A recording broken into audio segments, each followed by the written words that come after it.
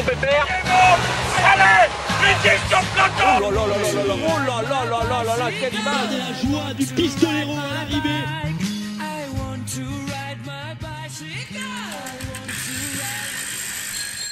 Eh bien, bienvenue dans un nouvel épisode de Chasse Patate, épisode qui sera consacré aux Ardennaises et un petit peu autour des Alpes. On y reviendra sur la fin, mais là quand même le gros menu qu'on a pour aujourd'hui, ce sont les Ardennaises, l'Amstel, la Flèche et Liège-Bastogne-Liège. Donc. Et pour m'accompagner aujourd'hui, c'est Yann. Bonsoir, bonjour. Salut. Monsieur Arwen déjà, le bon breton. Alors là, niveau prénom, on peut pas faire plus breton que ça. Bonsoir à tous. Également Alex, notre habitué. Bonsoir.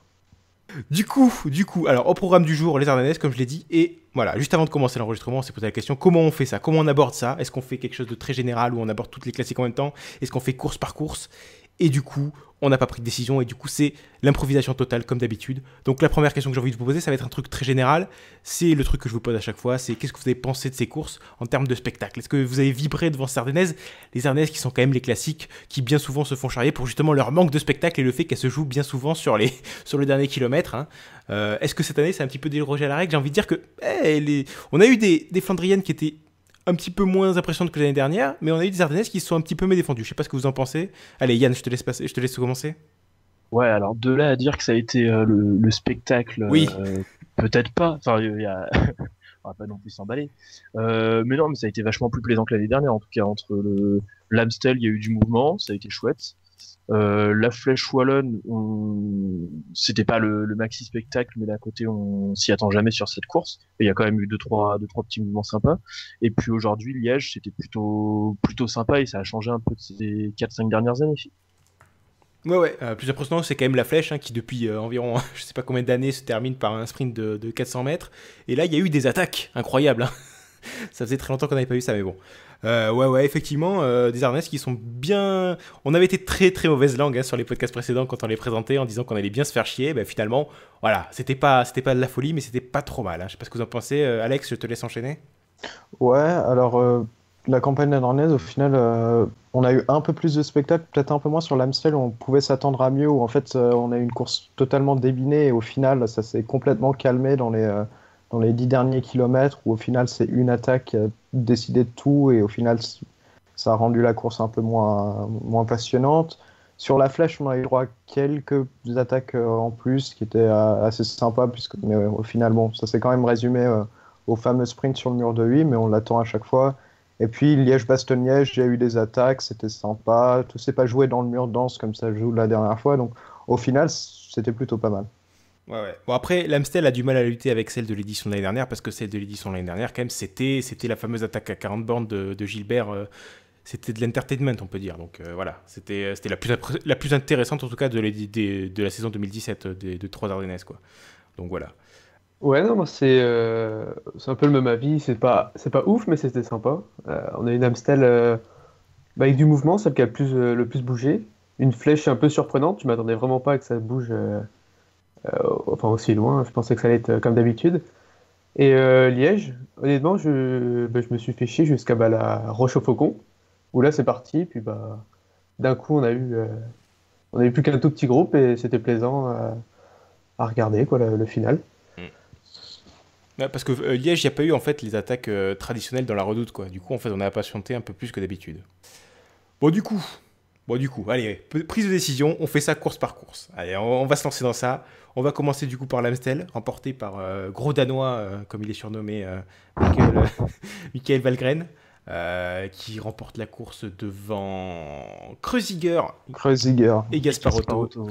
Voilà. Et derrière, le sprint d'un petit groupe de favoris réglé par Sagan devant Valverde.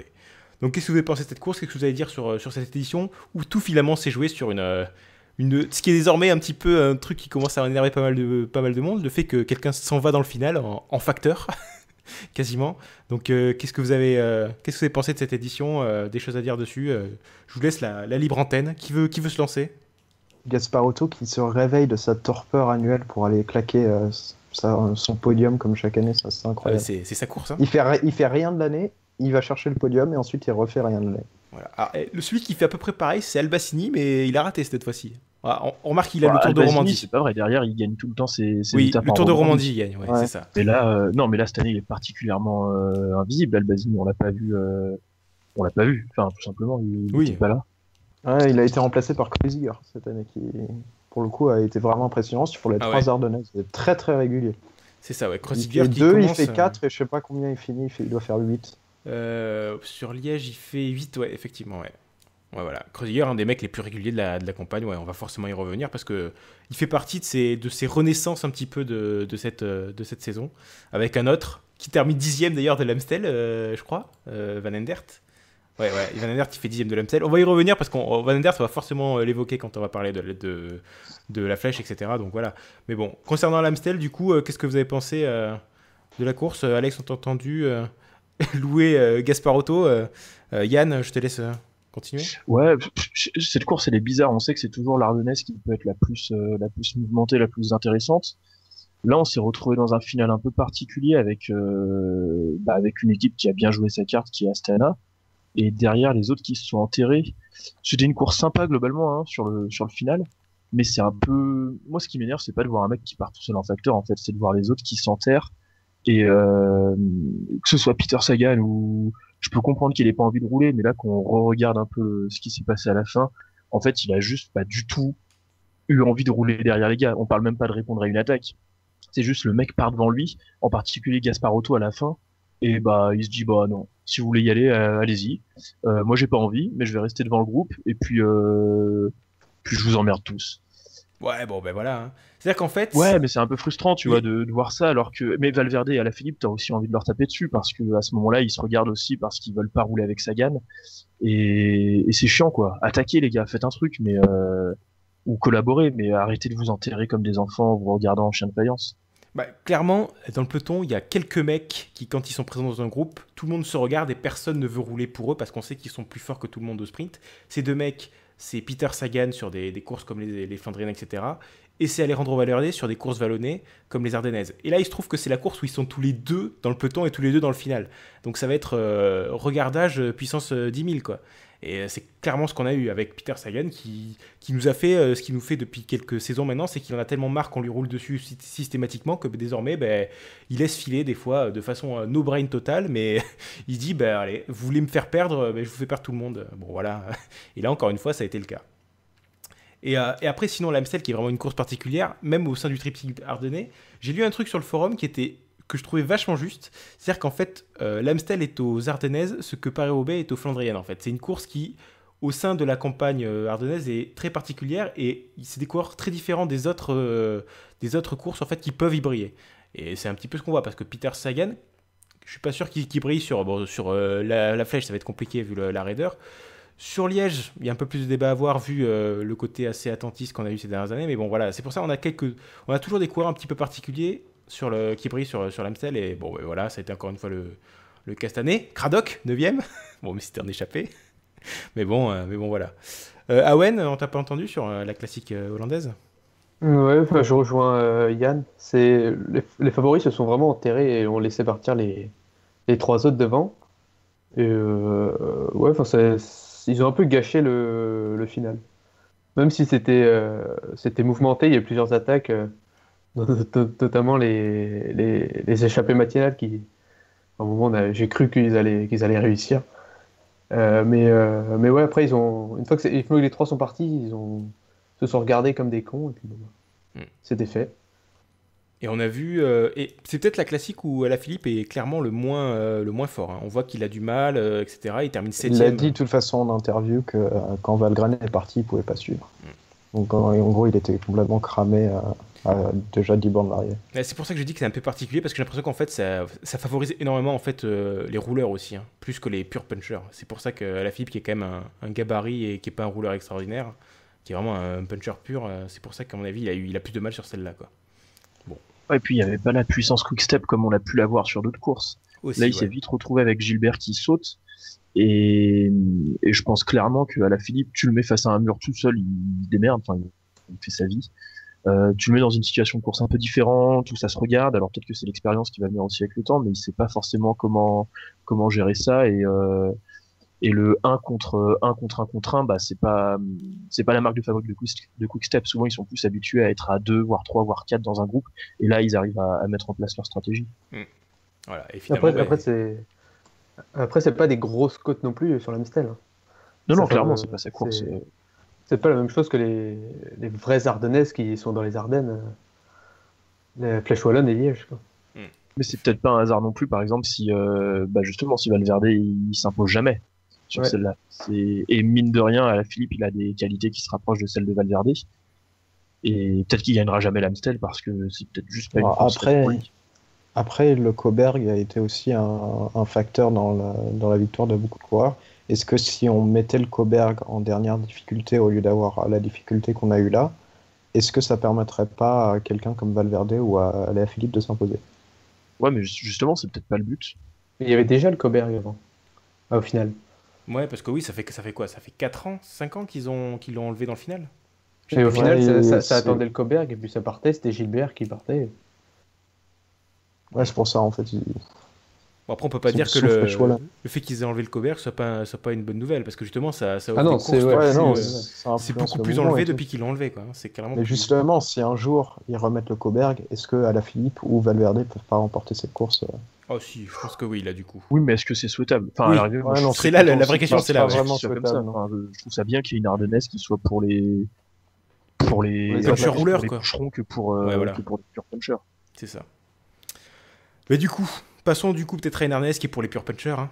Passons à celle qui se joue sur 500 mètres. Il fait combien le mur de lui exactement? Je sais. C'est quoi la durée, la distance exacte, ça doit être quoi? Ça doit être 400, Il fait 500? 900, non? Il fait pas. Ouais, il fait 800 il fait mètres, plus je que crois. 500, il fait 8 ou 900, ouais. Ah ouais, excusez-moi. Ok, donc le tout se joue sur le mur de 8. Je parle évidemment de la Flèche Wallonne, remporté Cocorico par Alaphilippe. Alaphilippe qui est le premier Français à remporter une Ardennaise depuis Laurent Jalabert. C'était quelle année? C'était 97, je crois, la dernière fois? 98? Oh là là, les bonnes anecdotes à peu près, hein, les bons chiffres à peu près là, j'ai pas du tout vérifié. Là, Je crois que c'est 97. Je vais vérifier rapidement, mais Eh ben, je te laisse vérifier. D'ailleurs, pendant ce temps-là, le mur de 8 fait 1 km 400 à peu près, mais Oui. les pourcentages les plus forts sont pendant à peu près 800 mètres. Ok, oui, bon après voilà, c'est traditionnel, c'est les organisateurs qui nous inventent des cols de 35 km alors qu'il y a que 12 km au-dessus de 5%, quoi. Hein. Hashtag la Vuelta. Du coup, Ça, c'est fait. c'est pas un vrai podcast chasse patate si on clash pas la Vuelta au milieu quand même. Et ouais, avant, 97, la dernière flèche de Jalabert. voilà, donc ça faisait du coup 11 ans, 20 ans, 21 ans. Putain. Ouais, j'ai fait S, hein, les gars. Ça fait donc 21 ans qu'un Français n'avait pas remporté une Ardennaise. Et du coup, Alaphilippe, voilà, qui succède à Jaja, qui gagne donc du coup la course devant Valverde et devant Gilles Van Aendert. Donc là, on va pouvoir en parler de cette renaissance, cette résurrection de Van Aendert. Peut-être, avant de parler de ça, la victoire d'Alaphilippe, clairement le plus fort, on peut pas le nier.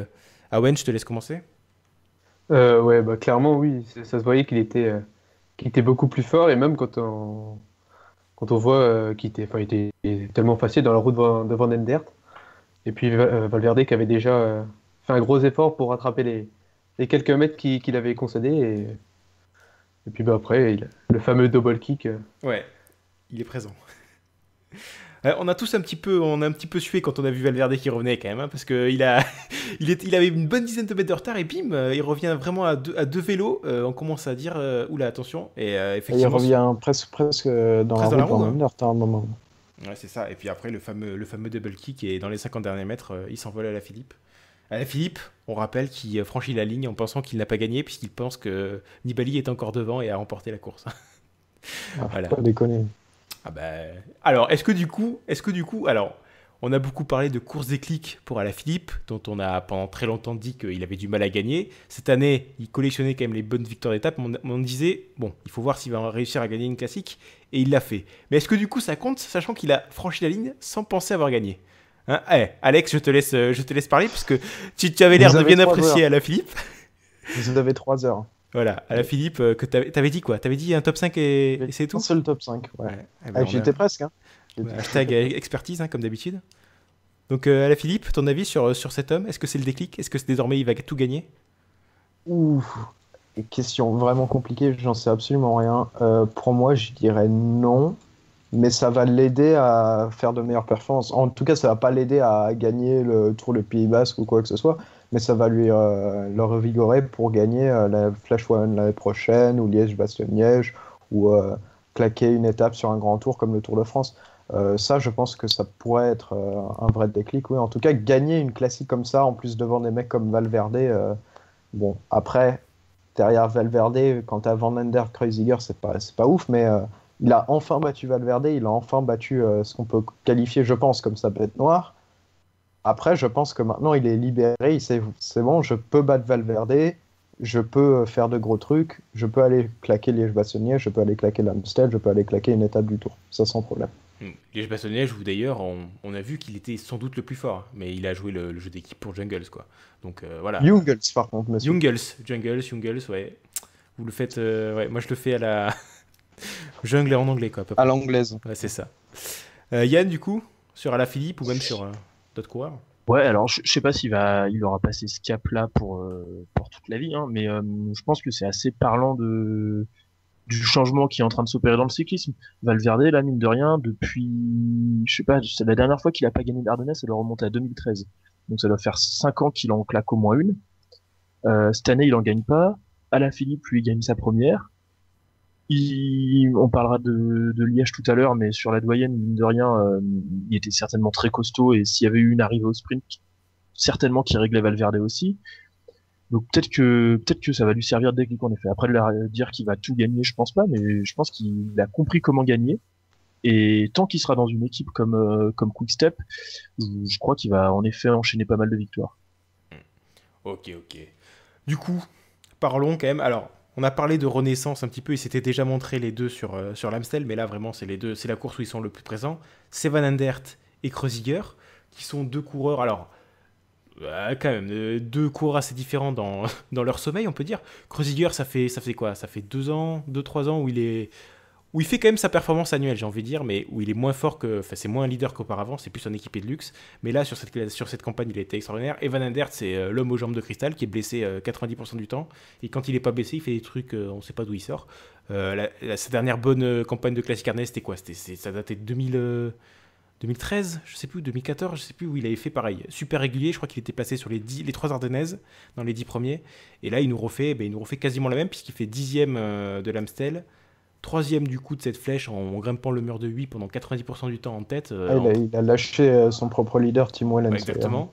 Et il fait 11e de Liège en attaquant dans le final, en étant quand même assez impressionnant, même si au final il se fait doubler par... il craque complètement sur le dernier mur, quoi. Donc qu'est-ce que vous avez pensé de ce duo c'est les Jésus du cyclisme de cette année 2018 je vous laisse y aller. Yann, je te laisse commencer peut-être. Ouais, Kreuziger, j'irais pas jusqu'à dire que tu vois, c'est une vraie renaissance. Le mec, il y a 2 saisons, il était quand même là, donc c'est. Mais je te dis, il fait une perf par an. Il y a une course dans l'année où il fait son voilà, bonne perf. Pour moi, c'est l'attendre à ce niveau-là, peut-être pas. En effet, il est au-dessus de ce qu'on pouvait attendre, mais il est pas non plus, c'est pas non plus la vraie surprise du chef. C'est une belle surprise et c'est chouette qu'il soit revenu à ce niveau-là.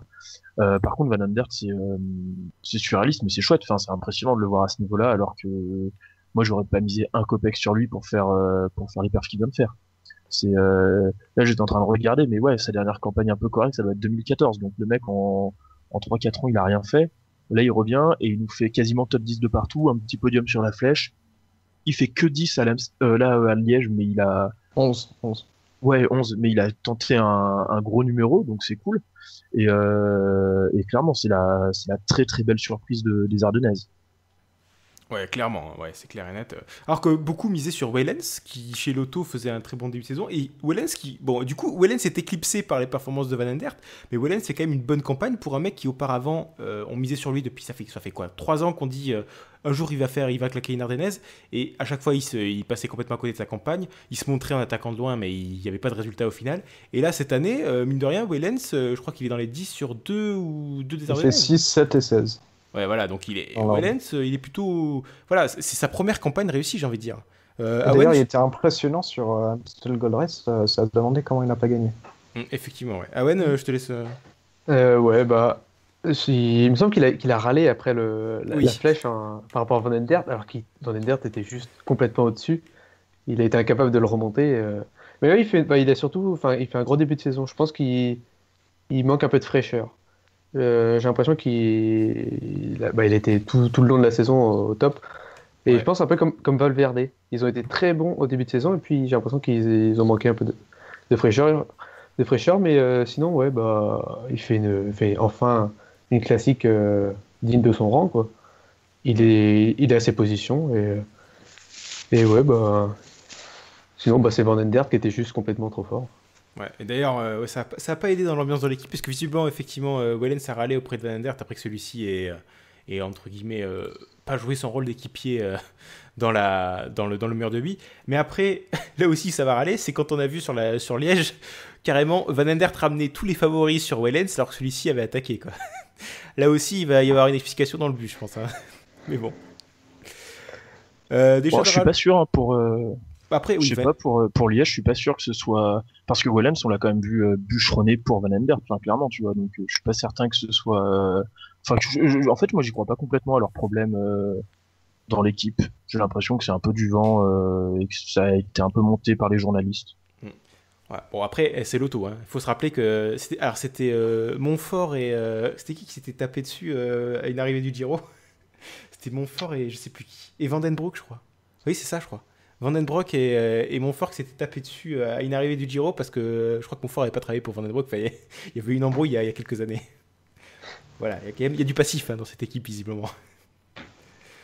Affaire à suivre, effectivement. Bon, après, voilà. Quand même, campagne de classique de l'auto. Ils n'en gagnent pas une, mais en termes de placement, ils sont là présents sur toutes les courses. C'est pas raté, quoi. À part sur Liège un petit peu, où c'est seulement 11e, quoi. Donc voilà. Des choses à rajouter sur le mur de vie, des coureurs dont on Matthews. n'a pas parlé? Oui. Matthews qui fait 5. Et qui, d'ailleurs, à l'Amstel, crève juste avant le Coberg. Du coup, il perd toutes ses chances. Et là, sur le mur de 8, je l'attendais tellement pas à ce niveau. Et il va quand même chercher le top 5. Ouais, Matthews, blessure depuis le début de saison, donc blessure au dos, il me semble. Donc voilà, c'était clairement un des acteurs d'ANR dont on ne s'attendait pas à le revoir à ce niveau-là, vu ses problèmes physiques. Et finalement, ouais, il nous a claqué une bonne flèche. Bon, après, il a craqué sur Liège. Sur Ouais, Liège. on dirait qu'il a mal récupéré de son ascension du mur de lui, à mon avis. Oui, après, lui, je pense pas qu'en termes de préparation, il soit, il soit au tip-top. C'est un petit peu un miracle, sa 5e place. Je sais pas trop comment il l'a fait, moi non plus. Ouais, après, je pense au mur de 8, puis plus généralement à la Flèche Wallonne. Celui qui me pose question, moi, c'est Nibali, où je me demande justement s'il en a pas trop fait Ah, bah oui. sur la Flèche. Et au final, bah, tout à l'heure, pétage de caisson, c'était où? C'était La Roche-au-Faucon où Nibali a disparu? Bah ouais, juste après. Ouais, je crois que c'est La Roche-au-Faucon. juste C'est après c'est que là, son- c'est là où tout a pété. Ouais. C'est ça. Bah, c'est là où Matthews a sauté aussi, en fait. Il a sauté Ouais, en même c'est temps là que où Matthews. Et, Katowski aussi a sauté. ouais, mais tu vois, Kyoto, on s'y attendait. Enfin, c'était. Pour moi, Bah, il a c'était écrit fait- qu'il allait sauter. Il a fait pas Mais, mal d'efforts aussi sur la flèche, quoi. Et puis surtout, Nibali en plus a craqué juste après que son équipe ait vissé comme des malades dans le pied de la bosse, quoi. C'est-à-dire que en termes de tactique, c'était tip top là aussi. Je sais pas, mais. Ouais, bah après, pareil, mais on peut y revenir, hein, mais sur Là, le. ils ont fait 5-6 là, avec Pozzoviso et Oui, après, Et Gasparotto. Ouais, mais justement, enfin, on en parlera peut-être un peu plus tard, mais leur Liège, il est dégueulasse à Bahreïn. Ah oui. Enfin, c'est un péché ce qu'ils ont fait, hein, c'est un crime. Bon, du coup, on peut peut-être passer à Liège si on a fini avec la flèche, avant que vous ayez vraiment des choses à mettre en lumière sur cette classique-là particulièrement. Après, je vous rassure, une fois qu'on aura fini avec Liège, on fera un truc général, entre guillemets, un petit bilan. On pourra parler des mecs qui ont raté globalement leur campagne ou pas. Mais est-ce que vous avez des choses à dire sur la flèche ou on passe à Liège? Bah, non. Eh ben, très bien. Le silence est roi. Du coup, on passe du coup à Liège-Bastogne-Liège. Course remportée par Bob Jungels après une attaque à quoi? Il était à quoi? 25 km de l'arrivée, il me semble. Et ben, il part Ouais, où, c'est il ça. part, Au sommet de la roche, quoi. Tout simplement. Ouais, c'est ça. Après avoir contré Henao de façon assez impressionnante, il s'en va et il termine en solitaire avec quasiment une quarantaine de secondes d'avance sur deux petites surprises, plus ou moins. Michael Woods, Romain Bardet, peut-être pas les mecs qu'on attendait aussi haut en tout cas. Alaphilippe fait 4 en réglant en fait le groupe des favoris en fait, devant Pozzovivo et Gasparotto qu'on venait d'évoquer. Donc qu'est-ce que vous avez pensé de cette course? Minable jusqu'au bout, les Bahreïns. Ils sont même pas foutus d'aller chercher le Eh ben, sprint. vas-y, Alex, je te laisse commencer, t'as l'air d'être déterminé là. Alors, je vais la laisser à Yann parce que moi, j'ai pris la course, c'est déjà passé Saint-Nicolas, donc je vais laisser à Yann qui connaît mieux la stratégie de course. Bon ben Yann du coup. Désolé. Ouais, après, alors globalement, déjà sur la course, On va pas se mentir, hein, c'était pas le truc le plus fun du monde, mais si on compare par rapport aux dernières années, ça a été un peu plus fun dans le final. Dans Ça a ce bougé, cas-là, ça a tenté. on parle de moins pire, ce qui est jamais très Ouais. bien. Ouais, bah, et c'est une réalité. On parle de mieux. D'un côté, quand tu parles de moins pire, tu parles de mieux aussi. C'est une réalité. C'était pas, on va pas se mentir. La course, elle fait 255 bornes. Tu regardes les 40 dernières, t'as tout vu. Enfin, quasiment. Mais bon, au moins, là, tu pouvais allumer avant les 5 dernières bornes pour voir un peu de spectacle et un peu de mouvement. Après, globalement, sur la course, clairement, quick step du tableau noir. Mais vraiment à tous les niveaux. L'auto, de belles intentions, mais des coureurs à moitié tadjik. Mais je l'aime bien, hein, je l'adore Tim Wellens, mais j'ai l'impression que ce mec il est toujours soit à moitié à contre-temps, soit qu'il va trop en faire, soit qu'en montrant qu'il est super fort, bah, il va refroidir tout le monde. Enfin, c'est une sorte de paradoxe ce gars, mais je le trouve C'est son super problème depuis intéressant. le début de sa carrière. Hein. Ah ouais, mais là c'était toujours encore ça. Hein. plus flagrant aujourd'hui. Pareil pour Van Aert. Bref, en tout cas, les lotos m'ont bien fait plaisir. Et en fait, à l'opposé de cette stratégie, t'as entre autres Bahreïn, où là, les mecs, ils vont être deux dans le top 10 quand l'auto va en mettre aucun. Il finit 11e, Van Aert. Sauf qu'en fait, Bahreïn, ils ont rien fait. Leur leader, il saute. Ok. Ils se retrouvent avec Gasparotto qui est encore là et Pozzo Vivo. Et les deux, ils vont fumer la pipe tranquillou dans le groupe des poursuivants au lieu de tenter une stratégie comme l'autre a pu faire qui a foiré, mais comme Quick-Step, ils vont juste rien faire.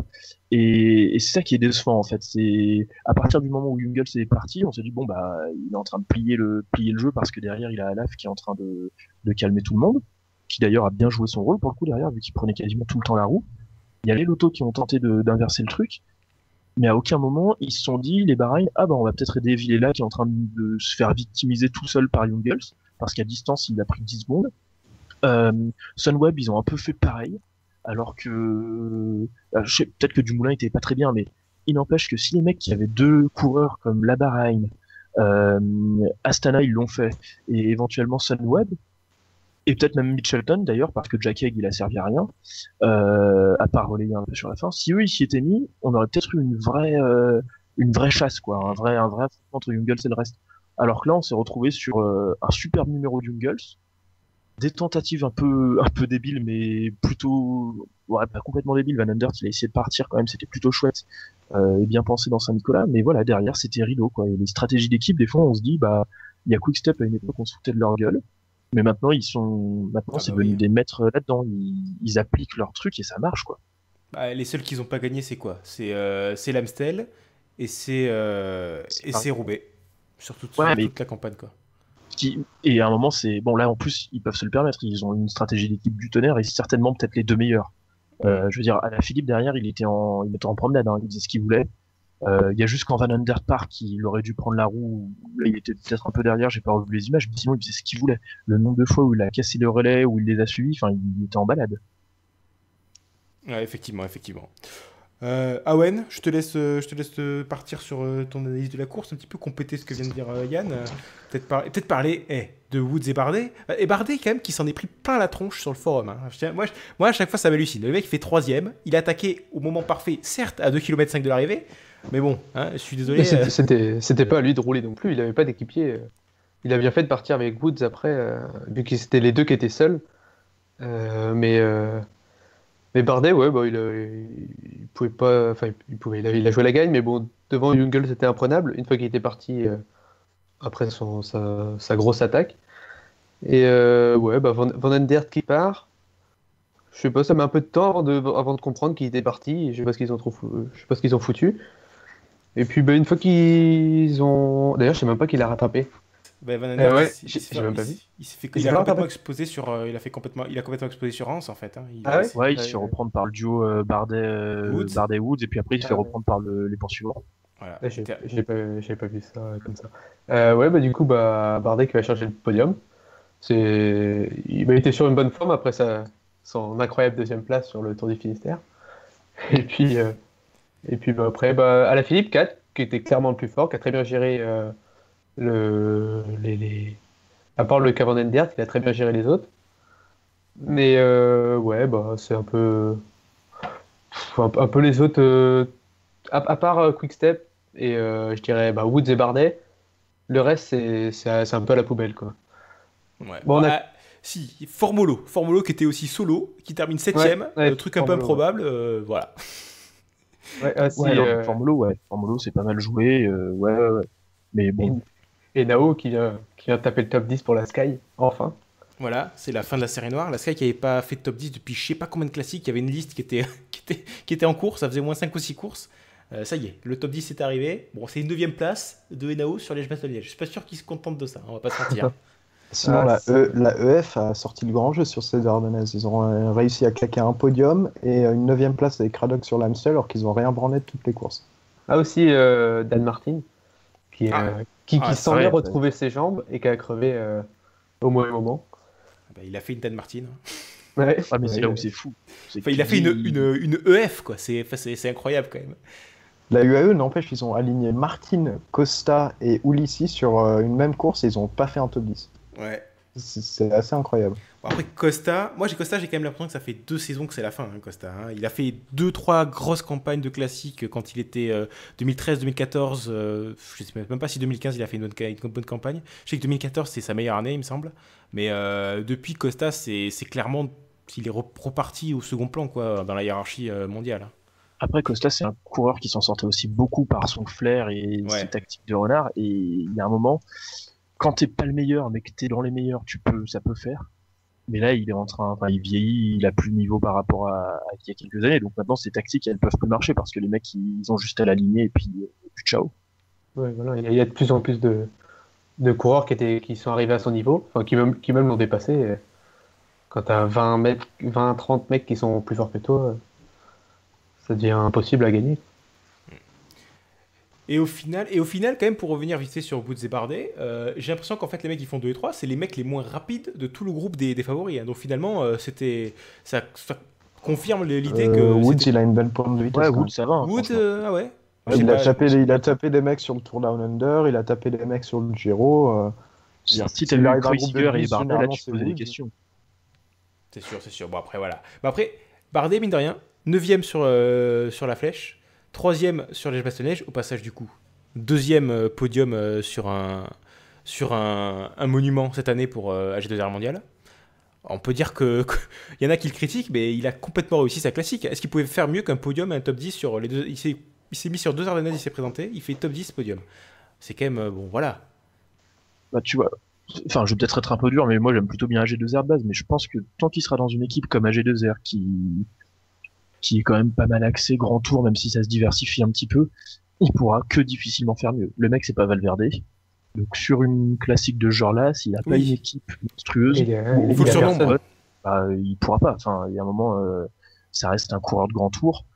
Il a pas ce punch que peuvent avoir les autres punchers purs C'est et sûr. il a en plus pas l'équipe pour l'aider. Donc, C'est sûr que c'est fait. AG2R, même chez vous. Moi aussi, je suis supporter personnellement d'AG2R. Donc Après, j'adore l'équipe. Jungle, c'est pas un puncher non plus. Hein. Oui, mais voilà, mais je veux dire Ouais, mais qu'AG2R n'a pas la densité que peut avoir effectivement Quickstep, ou même Astana qui fait le coup avec Valgren sur l'Amstel, ou potentiellement, pourquoi pas d'une Bahreïn s'ils arrivaient à faire 2-3 trucs avec leurs neurones qu'ils ont dans la tête. Il y a clairement H2R en termes de hiérarchie sur les classiques pour puncher, ils sont clairement pas dans les premières positions.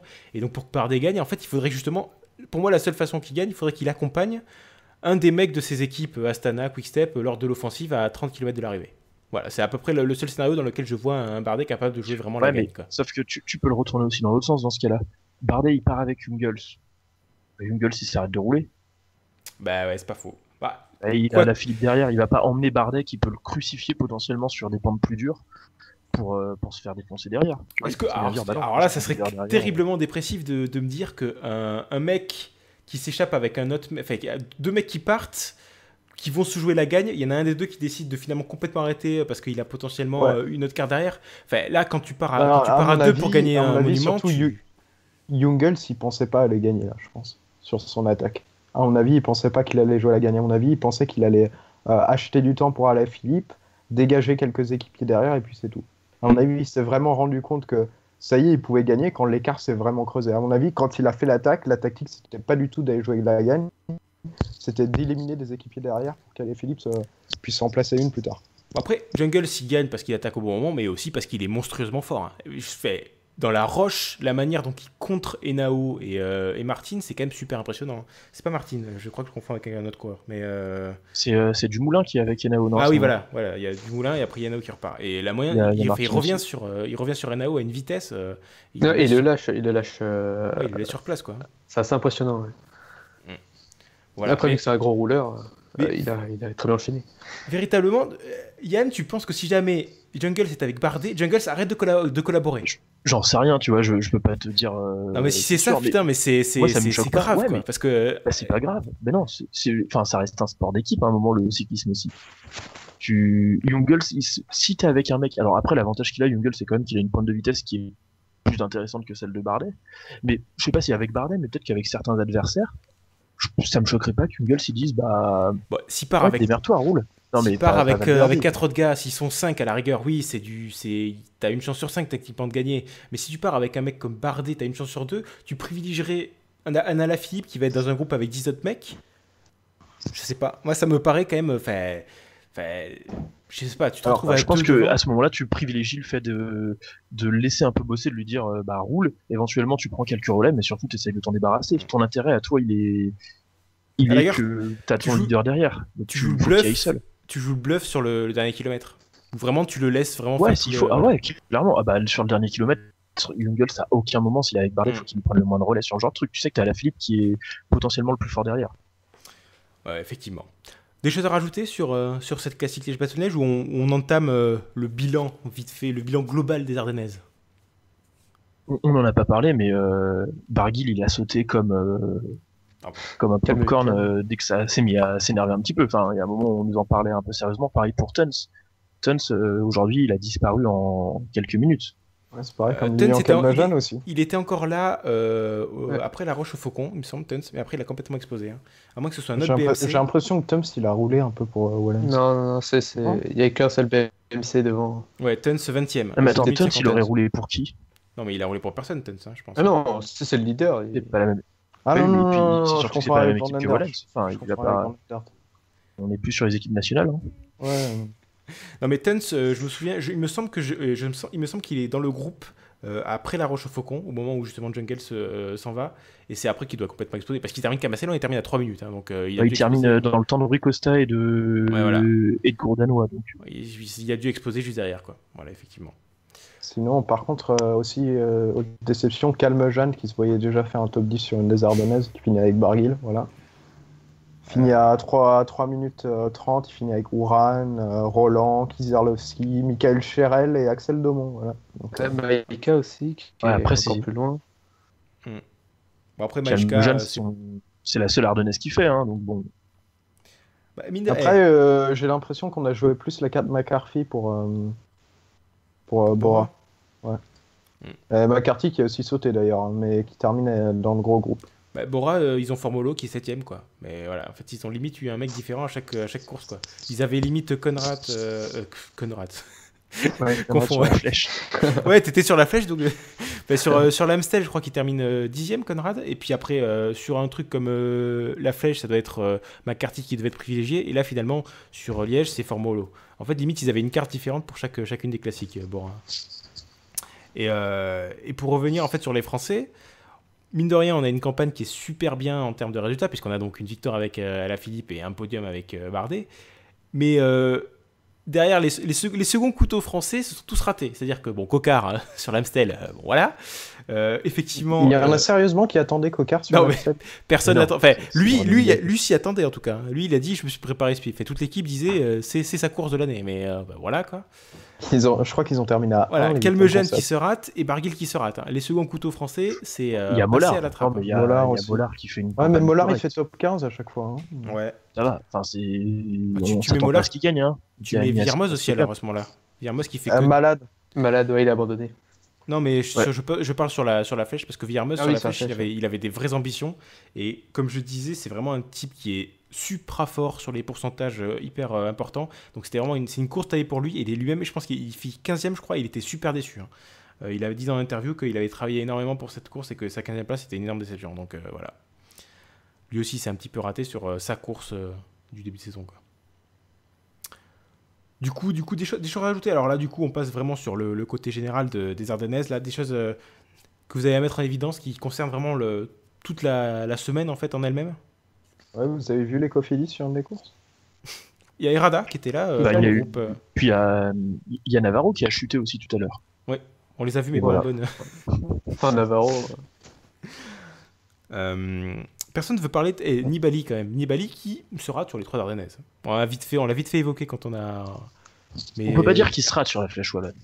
Oui, bon, la flèche, oui, c'est En pas une vrai, course pour personne lui. ne l'attendait vraiment, Voilà, surtout. sur les la deux. Flèche Wallonne. Sur l'Amstel et Liège, quoi. Ah, sur Liège, il était quand même attendu. Il y avait une bonne partie du forum qui a cru.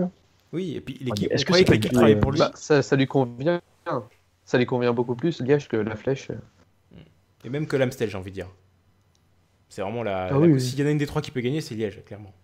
Mais là, effectivement, la forme n'est pas là, hein, je pense. C'est du Ouais, bluff, mais hein. Nibali n'a-t-il pas déjà réussi sa saison en gagnant Milan-San Ah oui, alors c'est du coup, comme il a gagné Milan-San Remo, maintenant, il faut excuser tous les trucs qu'il rate, quoi. Et ça Ouais, va, c'est oh, ça. hein. Calmez-vous, hein. Ok, bon, ok. Alors, mis à part Nibali, peut-être parler d'autres coureurs. Alors, si j'ai peut-être un sujet, attention, hein. Clyra, accroche-toi, hein. Ne fais pas d'arrêt cardiaque après ce que je vais dire. Est-ce que c'est le début de la fin pour Valverde? Parce qu'effectivement, comme le disait très bien, je crois que c'est Yann qui le disait, depuis 2013, à chaque fois il a gagné au moins une des Ardennaises dans sa campagne. Là, il rentre bredouille, il rentre avec 2 placettes et un podium. Qu'en est-il de Valverde? Est-ce que vous y croyez? Est-ce que c'est juste... Bon, voilà, cette année, c'était pas pour lui, mais est-ce qu'il est toujours dans la course? C'était pour les années suivantes, sachant que l'âge, les années passent et l'âge avance. Awen, je te laisse commencer sur LM Batido. Déjà, j'avais à peu près. Enfin, j'avais eu bon d'ailleurs, pas à peu près. J'avais eu bon, j'avais dit que Valverde ne gagnerait pas une des 3 Ardennaises. Et bon, heureusement, il n'en a pas gagné. Mais je pense surtout comme j'ai dit tout à l'heure, avec Wellens, ils étaient en forme très tôt dans la saison. Et je pense qu'ils ont manqué un peu de fraîcheur. Et en même temps, pour Valverde, il commence bien évidemment à stagner. Il a 38 ans ou je sais pas quoi. Et à la différence d'un Alaphilippe, lui qui rentre dans la force de l'âge et qui avait juste passé un cap, comme on l'a vu sur la flèche. Et je pense que Valverde, il est en train de décliner petit à petit. Ah, il serait temps, hein. C'est bientôt la fin. En fait, il a eu aussi une équipe qui n'était pas super aussi forte que les années précédentes, j'ai envie de dire. Ça Ouais. aussi, ça a pu jouer en sa défense. Ouais, voilà, parce il que avait. là, il avait franchement, voilà, Et puis Landa, après, il a avait vraiment... Landa solaire Même, quand même. Donc, Et puis sur Liège, il avait personne. Oui, voilà. Enfin, la Movistar a été beaucoup moins performante que sur les années précédentes, beaucoup moins collectivement performante que sur les années précédentes. Landa était très fort sur la flèche, notamment la flèche, c'est le dernier équipier pendant 40 bornes et il arrive à chaque fois à être là et il arrive même à replacer Valverde au pied du mur. Mais après, pour les autres collègues, Bettencourt, bon, hein, voilà, bon, Bettencourt, de toute façon, c'est une chance sur une C'est course, fini. il va être monstrueux et 9 où il va être complètement à côté. Et puis même Roras ou Solaire était là, je savais même pas que Solaire était là. Mais voilà, sur le papier, il y a quand même un énorme collectif chez Movistar, mais il a un petit peu failli, j'ai l'impression, sur cette campagne. Je sais pas ce que vous en pensez. Alex, je te laisse. ouais, après, il faut relativiser aussi. Il me semble que l'année dernière, Valverde n'était pas super bien entouré non plus. Il faut remonter à l'époque où il y avait Daniel Moreno et compagnie, où ils avaient vraiment fait du travail collectif. Après, je pense pas que ce soit le début de la fin non plus. À mon avis, comme ça a été dit précédemment, Valverde, il a fait un gros début de saison. Il a ramassé énormément de victoires. C'est le coureur le plus régulier depuis le début de la saison avec Peter Sagan. À mon avis, si l'année prochaine il revient et il prévoit son pic de forme parfaitement pour les Ardennaises, il peut aller en reclaquer une ou deux. Il n'y a aucun souci. Chaque année, on enterre Valverde, on dit est-ce que l'année prochaine c'est fini? Et l'année prochaine, à chaque fois, il revient et il fait une saison incroyable. Donc, je vois pas pourquoi ça changerait. À mon avis, début de la fin pour Valverde, c'est quand il l'abandonnera sur une des Ardennaises. Après oui, effectivement, comme vous dites, alors je crois que j'ai vu passer sur le forum, c'est Jackie Durand qui a dit que justement il avait surcompensé après sa blessure et sa demi-saison blanche suite à sa chute sur le Tour de France, que du coup il avait voulu se réentraîner et revenir au top hyper rapidement et que du coup effectivement il était au top de sa forme en début de saison et que là du coup il était sur une forme descendante pour les Ardennaises.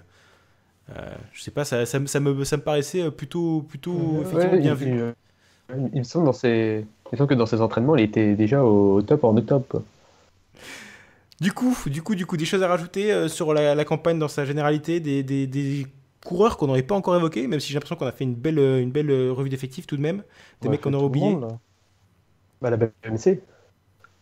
Bah oui, alors des gens qu'on n'a pas vus du coup. La BMC, oui, vas-y. Ouais, bah, c'est les Tons, quoi. Ouais, Dylan Teuns qui a explosé dans le mur de lui et sur Liège, pareil, il a explosé. Ouais, bah ouais. Alors que je l'avais mis dans mes pronos, vainqueur à huit quand même. Hein. Voilà, il m'a bien laissé tomber le petit Dylan. Hein. Mais Bien joué, effectivement, vos pronos. merci, ouais. Comme Bon, d'habitude, rappelons hein, quand j'ai même envie de dire. que Alex avait mis Nibali à Liège. Hein. Ah putain, Ouais. je suis pas allé réécouter pour remettre les pronostics et afficher tout le monde là. C'est vrai que j'aurais pu faire ça. Parce que je suis sûr qu'il y avait des beaux trucs là, mais bon. Moi j'avais dit J'avais Alaphilippe mis, sur j'avais Liège. mis Matthews à l'Amstel, je crois, en plus. Ah ouais. J'étais pas loin, putain, quand il a crevé sur le Coberg. Oh, non. Mais comme d'habitude, j'ai envie de dire qu'on est tellement. À chaque fois, on est nul sur les pronostics. Il faudrait qu'on arrête de les faire. Bon, évidemment. Moi, j'en ai eu un sur 3. Hein. J'ai mis Alaf sur le mur. Hein. Ah, nice. Bon, ben voilà. Bah, c'est bien, tu remontes le niveau. Je sais même plus qui j'avais mis sur le mur, moi. T'as mis Valverde, je crois. Je crois que Très- j'avais mis... Non. Ah ouais, j'avais mis Valverde, c'est vrai, le deuxième. Yann remet notre crédibilité au premier plan. Merci. Enfin bon, j'ai par contre, parlé de Benoît sur Liège, hein, les gars, donc on va pas non plus s'emballer. Par contre, je suis désolé, mais si Bevin avait participé à une des Ouais. 3 Ardennaises, il aurait Ah gagné. oui. Oui. C'est le moment où on coupe au Bien montage, sûr. ça, non? Ah non, mais voilà. Voilà. Que dire. Bon, Non, du coup, mais je est-ce crois qu'on. qu'on a fait le tour. Ouais, il y a On a la fait le Sky tour sur- ici, la Sky qui est décevante de A à Z. Et, Ouais, on et Nao, il vient claquer son top 10, mais je trouve ça limite inquiétant en fait quand on voit l'effectif de la Sky. Bah, la Sky, en fait, celui sur lequel, à mon avis, parce qu'ils ont effectivement un gros collectif, mais Pauls est hors course parce que Pauls sort d'une blessure sur Pouls, par contre. Pouls, excusez-moi. Ouais, parce que hein. la Poels... Ouais, running gag du podcast, hein, les mauvaises prononciations, encore une fois, je suis obligé de la faire en fait, hein, c'est dans le contrat. Du coup, Pauls, Pils, le Hollandais sort d'une blessure de la clavicule sur le Paris-Nice, donc lui, tu sais déjà que c'est une des grosses cartes de la Sky qui est hors course, mine de rien. Enao, on est moins impressionnant clairement cette année que sur les années précédentes. On voit qu'il est peut-être pas, il est pas au top. Sans doute que c'est un type qui va être prévu pour un des grands tours et qui va exploser tout le monde et qui sera un top équipier sur soit le Giro, soit la Volta, soit le Tour de France à suivre. Et mine de rien, en fait, j'ai l'impression que le vrai leader c'était Katowski, mais Katowski aussi pas en forme quoi. Katowski, Et ça c'est pas en forme, c'est à la rue. Enfin, à la rue, et c'est même depuis le début de saison, parce que Katowski, en plus, c'est vraiment inquiétant, parce que Katowski était censé aussi emmener l'équipe sur certaines des Flandriennes, et là aussi il s'est raté. C'est vraiment que le mec est vraiment pas en forme depuis le début de l'année, quoi. Bah, il a remporté Tirreno À et part sur le Tirreno, Tour d'Algarve. Et Tour d'Algarve, mais après, ouais, les courses d'un jour, il était. C'est même pas une existence, je sais même pas. En fait, il Je sais était même pas ce qu'il super a fait. fort. Il était super fort sur ses courses de préparation pour ses objectifs de l'année. C'est très bizarre. Ouais, parce que Strade Bianche, invisible. Et puis après, les 3 Ardennaises aussi, invisible complet. À part sur la flèche, d'ailleurs, il a fait un peu n'importe quoi. Il était en chasse-patate, il était à 20 secondes du peloton. Et il continue à rouler avec des marquis, j'ai pas compris pourquoi. Bon, ben voilà, hein, la Sky qui rate sa campagne, en fait, hein, tout simplement. Il y a rien d'autre à dire. Hein. Quand ton bilan, oui. c'est une 9e place avec Enao sur Liège-Bastogne-Liège et je crois que c'est Moscone qui est sur l'E3, qui fait 7e ou un truc comme ça, de mémoire, là. Bref, en tout cas, deux vieux top 10, quand t'as une armada comme ça chez Sky, c'est du ratage complet, mais bon. En même temps, il y a la saison des grands tours qui arrive, et eux, on sait qu'avec certains coureurs, ils vont un petit peu carburer, à mon avis. Ou pas. Ouais, ou pas du tout. Ou pas du Ouais, tout. c'est pas gagné, hein. Hein, le célèbre coureur non attribué. Bon, voilà. Du coup, maintenant qu'on a fini avec les Ardennaises, on est d'accord. Passons à l'autre cocorico du mois. Juste un truc pour les Ardennaises, pour les Vas-y. équipes qu'on n'a pas vues aussi, il y a Dimension Data, et Katusha et l'Auto-NL, qui n'ont pas claqué de top 15. Voilà, bon, l'AutoNL, ils avaient personne. L'AutoNL, ils sont arrivés quand même en mode pas touriste, mais ils viennent pour jouer des coups et ils n'avaient pas de vrai leader. Puisque Roglic était pas là en fait. Roglic, qui était impressionnant sur les gros pourcentages sur le Tour du Pays Basque, a fait aucune des Ardennaises, alors que ça semblait être pourquoi pas un terrain favorable, mais finalement il a choisi de pas les faire. Et puis, bon, Katusha, ils avaient qui quoi? Pareil, tu me cites des équipes qui ont aucun gros leader quoi. Ouais, Alors, il y a je tiens aussi à personne. préciser une autre belle place, c'est je crois c'est sur l'Amstel, c'est une des meilleures places pour les Contis, c'est la place de Preben van Eyck, 12e pour Sport Vlaanderen. Il était dans l'échappée, il me semble, c'est pour ça aussi. Ouais, mais c'est toujours mieux que Vital Concept, par exemple. Oui, pas faux. Bien joué, du coup. Sur ce, passons au Tour des Alpes, anciennement Tour du Trentin. Et là, c'est le deuxième cocorico du mois, puisque Thibaut Pinot remporte la course, et pas devant n'importe qui, excusez du peu. Il devance du coup, Domenico Pozzovivo, bon déjà c'est pas mal, Miguel Angel Lopez, Christopher Froome, George Bennett, Fabio Aru, il y avait quand même du client, beaucoup de coureurs qui se préparaient pour le Giro, parce que logiquement, voilà, le Tour des Alpes c'est traditionnellement une des courses préparatoires pour le Giro d'Italia. Mais là, parmi tous les gens qui se préparent pour le Giro, Pinot, il a marqué, il a passé un message, les gars. Bonjour, je suis en forme. Que dire si c'était... Il a été quand même très impressionnant, plus impressionnant que son équipe d'ailleurs. C'est surtout ça qui peut peut-être être la petite inquiétude. On parle de quelle équipe? Il y avait Voilà. personne. Vas-y, je te laisse commencer. Pinot qui Non, mais remporte. globalement, il s'est démerdé tout seul. Thibaut, il a fait une belle course. Pinot, il a fait à peu près ce qu'il fallait. Il s'est débrouillé, il s'est tiré la bourre avec les autres pour les victoires d'étape. Mais l'équipe était clairement pas au rendez-vous. Predler était pas trop mal. C'était celui qui a un petit peu tenu la baraque. Ouais, d'accord, mais c'est pas lui qui va le protéger en haute montagne sur les grands tours. Enfin, il va sauter en 2 minutes quand en face les équipes comme Astana ou Sky vont mettre en route. Il va se faire éclater. Du coup, t'en tires quoi de ce Tour des Alpes? Est-ce que t'es inquiet parce que l'équipe n'a pas l'air d'être au rendez-vous, ou est-ce que t'es en confiance parce que Pinot a l'air d'être absolument fantastique au niveau de sa forme? Tu vois, on peut pas. C'est compliqué de dire. C'est sûr, ça a marché. Il suffit de regarder le Giro l'an dernier. Dumoulin, son équipe a été à la rue aussi la moitié du temps. Ça n'empêche pas d'éclater tout le monde. Donc, si ça se trouve, Thibaut, il est dans la forme de sa vie et ça sent bon pour lui.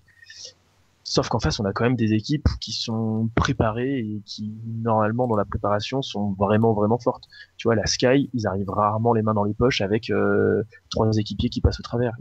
Chaque jour, ils font une rotation, ils ont toujours du monde. Et là, ça risque d'être compliqué sur la longueur, ouais. Oui, parce qu'après aussi, justement, on peut penser que s'il y a certains coureurs qui sont pas forcément au top sur ce Tour des Alpes, on pense chez Sky, par exemple, à Froome, qui a déjà montré des limites, qui étaient moins forts que Kenny Elissonde, les gars, rendez-vous compte. Et même les équipiers de Froome, un mec comme Delacruz n'était pas tip-top non plus. Bref, on peut justement penser qu'ils sont pas en forme parce que le Giro, tout va se jouer théoriquement dans la dernière semaine.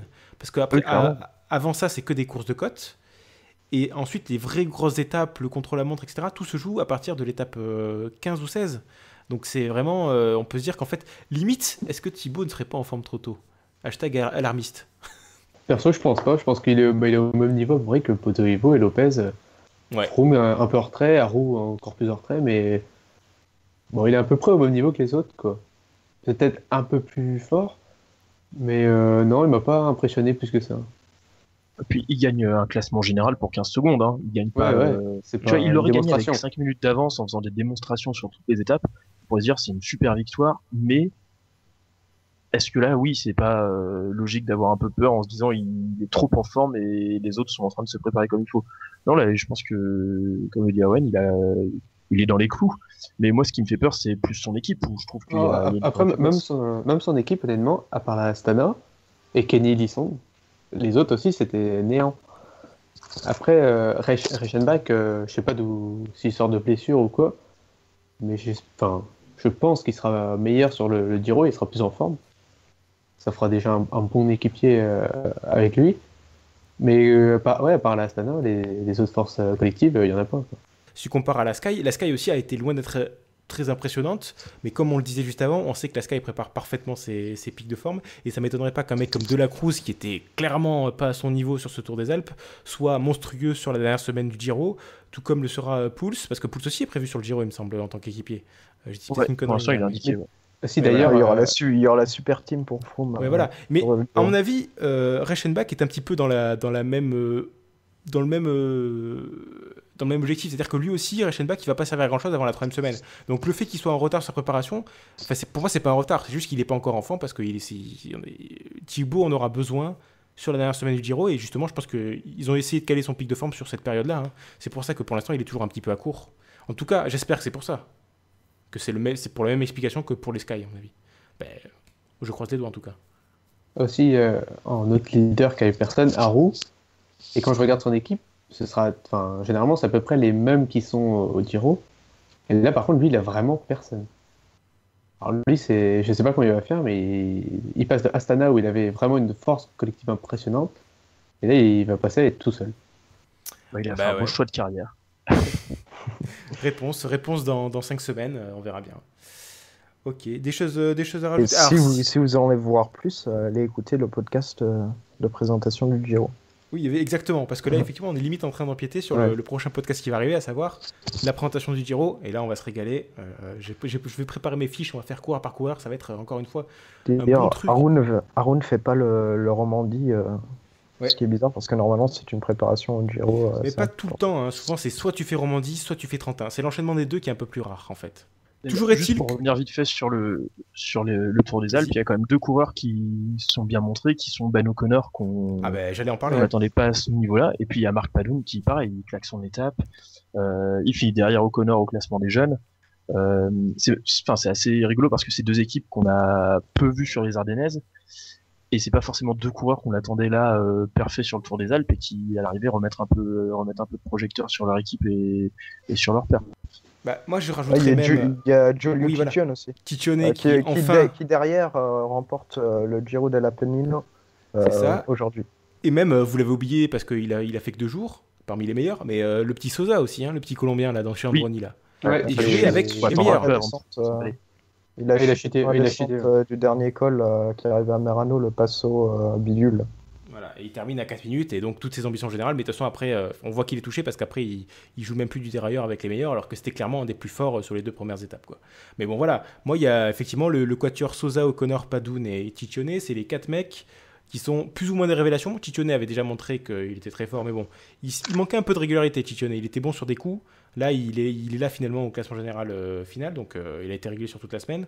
Mais ouais, effectivement, il y a une bonne petite brochette de jeunes coureurs qui sont bien montrés sur ce Tour des Alpes. Kenny Elissonde aussi, très impressionnant. en Ah tant bah que oui, on en a parlé quand on a dit Froome. Là. qui a fait un boulot extraordinaire pour Froome, mais qui manque de le lâcher d'ailleurs dans la dernière étape à Innsbruck. Donc je sais pas ce qu'il leur donne la Sky, mais ça a l'air de marcher. Je pense que Oh, surtout ce il est... sous-entendu. Oh, j'avoue, c'était dégueulasse là, cette phrase. Oh putain, super. Oh là là, Non mais c'est surtout complètement qu'Elisonde illégal. était l'équipier numéro 1 de Froome sur ce Tour des Alpes, et je pense qu'il avait prévu sa préparation pour ça, et à mon avis il va retomber dans la hiérarchie à son vrai rôle, c'est-à-dire faire les débuts de col quand ce sera sur le Giro, parce que je crois qu'il est prévu sur le Giro. Je pense que justement c'est pour ça que je disais que des mecs comme Pouls et comme De La Cruz sont pas encore enfants, parce que c'est pas encore leur moment de briller, hein. C'est tout, hein. Après, Pouls, faut voir. Il vient de blessure le garçon, donc Oui, faut voir. aussi. C'était pas prévu qu'il soit en retard sur sa préparation. Peut-être. Parce qu'il devait vivre les Ardennaises au départ, quoi. Mais bon. Avant de conclure, moi j'avais un mini-jeu à vous faire. Parce que quand même, au cours du mois, on a eu des magnifiques tactiques d'équipe. J'ai envie que vous votiez. Quelle était la pire tactique du mois? Moi j'ai fait une petite liste. Alors, on commence avec les Ardennaises, avec le fait que tout le monde se regarde et laisse partir Valgren sur l'Amstel.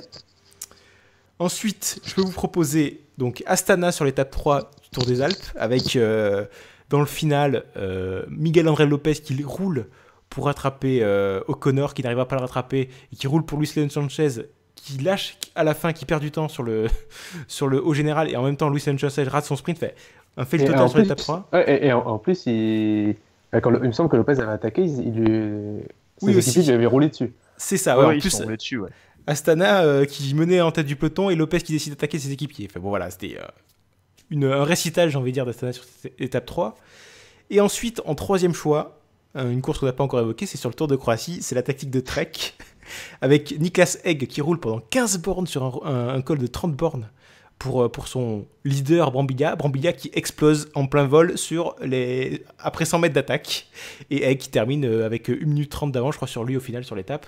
Donc voilà, quelle a été selon vous Il la... y a une quatrième quand même que j'avais mentionné au début, c'est la stratégie Euskal Area sur le Tour de Castille et Léon, où sur l'étape 2, ils font le sprint à 2 parce qu'ils pensent qu'ils vont faire 1 et 2, et au final ils se font niquer par Michael Rahim qui fait un gros retour et qui gagne l'étape. Voilà, donc si vous voulez, un dernier petit contestant dans ce magnifique concours. Donc voilà, choisissez. Je fais un tour de table pour savoir laquelle vous a fait le plus rire. Alex, je te laisse commencer. Je pense que la Astana au Tour des Alpes est quand même magique. Ouais, c'est quand même un bon gros fail des familles où là, c'était juste n'importe quoi. Tu Lopez regardes qui la attaque télé, ses mais équipiers, qu'est-ce quand même, qu'ils sont en train de faire? Yann Ouais, je suis assez d'accord. Pour moi, Astana, c'est au-dessus. Parce que c'est pas le même enjeu, tu vois. Encore Tour de Croatie ou. Ok, ça reste des courses, hein. Je veux pas être injurieux ou quoi que ce soit. Mais là, c'est quand même une grosse course avec des gros coureurs. Et les mecs, ils arrivent à mettre le cerveau en veille complètement. Ouais. Ou alors, Ouais, c'est qu'il y a un directeur sportif derrière qui leur dit de faire ça et c'est encore plus grave. C'est qu'il y a un mec qui réfléchit et qui leur donne cette idée à la con. Vas-y, Miguel, attaque tes équipiers, là. Tu le vois dans la voiture, ça. Awen, ton avis sur ce magnifique... et ce concours de les Charlots, quoi. Je vais rejoindre les deux autres, Astana. Hein. Je pense qu'ils sont fait très fort. Ah bah, vainqueur sans concurrence, hein, j'ai l'impression. Et d'ailleurs, c'est là où c'est fou, c'est qu'Astana, ils sont capables de sortir des superbes stratégies.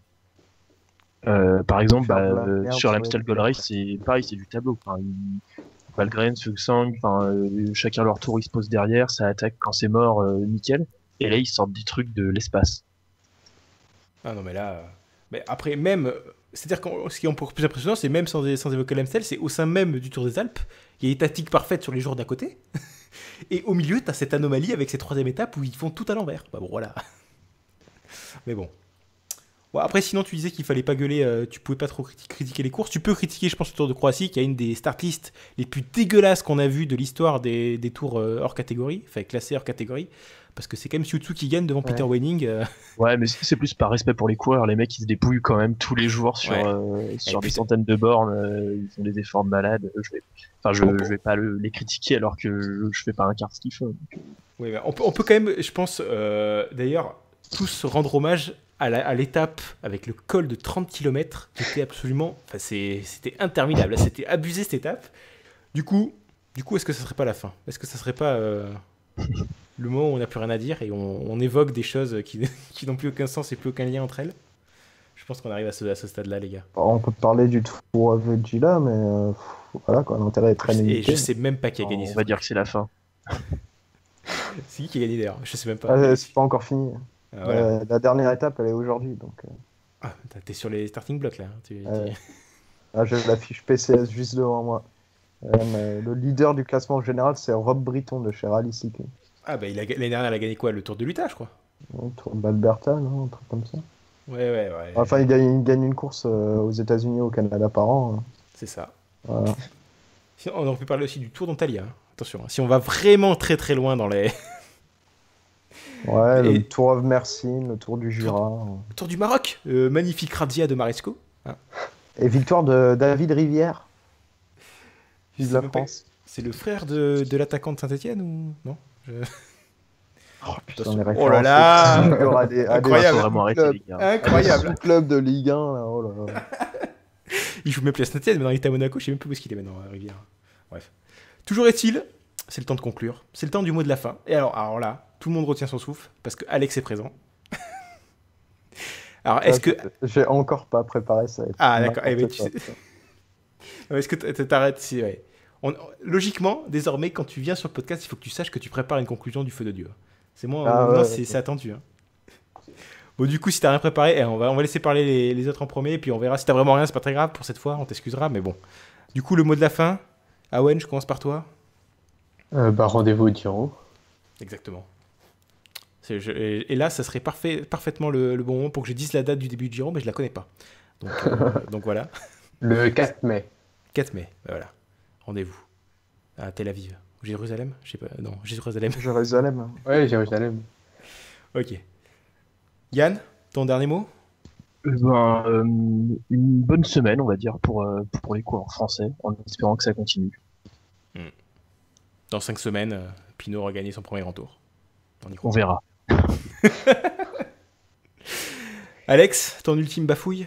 Putain, j'ai trouvé le truc parfait, mais j'arrive pas à trouver d'analogie tout de suite là. Ah, tu sais, j'essaie de trouver un truc sur Liège-Bastogne-Liège là, mais j'y arrive pas. Tu sais que les fois précédentes, l'analogie n'était pas tout à fait parfaite non plus, et pourtant on a quand même bien rigolé. Hein. Tu peux y aller sans, je pense. Surtout rien compris la dernière fois. Ouais, mais la dernière fois j'y ai pensé, tu vois. Là j'y ai pas vraiment pensé. Si je dis, ça va être vraiment n'importe quoi. Alors est-ce que j'y vais ou pas? T'es libre, choisis ce que tu fais, mais choisis maintenant. Allez, on y va. Alors, le mardi 26 décembre 2000, le Samina, un navire qui fait la liaison Athènes-Antiparos, pendant la nuit d'ailleurs, coule en tapant un rocher qui était à l'entrée du port et qui était pourtant sur toutes les cartes, parce que son équipage était en train de regarder un match de foot à la télé. D'ailleurs, le capitaine sera mis en prison pendant 20 ans. Et cela fait une analogie à Liège-Bastogne-Liège, parce que quand on regarde autre chose, on oublie tout ce qu'il y a devant. Voilà. Voilà, on oublie que Bob Jungle s'en va, et bim, ça fait une victoire de plus pour Quickstep. Pas mal, pas mal. Et c'est aussi un souvenir que bientôt c'est la Coupe du Monde de foot. Wouh, bon voilà, c'est rien à voir avec le vélo, mais... Vivement la victoire de l'Australie en ouverture face à la France. Ok, allez, on va s'arrêter là. Quand on commence à parler foot dans ce podcast, c'est vraiment qu'on est sur la fin. Du coup, j'en jubile d'avance. Mon mot de la fin, du coup, moi, c'est comme d'habitude, le prochain rendez-vous. Mais comme on l'a dit déjà plusieurs fois dans le podcast, ça sera pour la présentation du Giro.